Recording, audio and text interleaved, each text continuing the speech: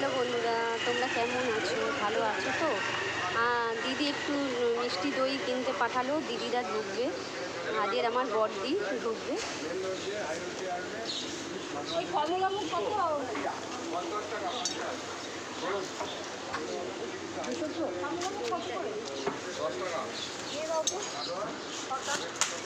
এটা হলো মিষ্টি দই, দইটা নিয়ে যাচ্ছি।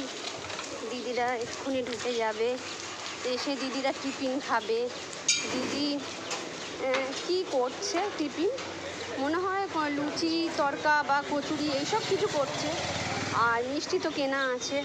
আমি বললাম দিদি আমি দইটা নিয়ে আসি, আবার জামাইবাবু যাবে, এই জন্য এই দইটা কিনলাম, নিয়ে যাবো।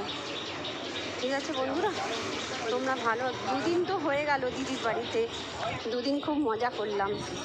আর আজকের আর কাল চলে যাব, কাল বাড়ি চলে যাব। মেয়ের জন্য মন কেমন করছে।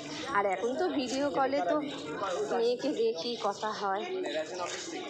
আমার মেয়ে খুব বুদ্ধিমান, খুব ভালো আমার সোনাটা। মেয়েকে ছাড়া আমি থাকতেই পারি না।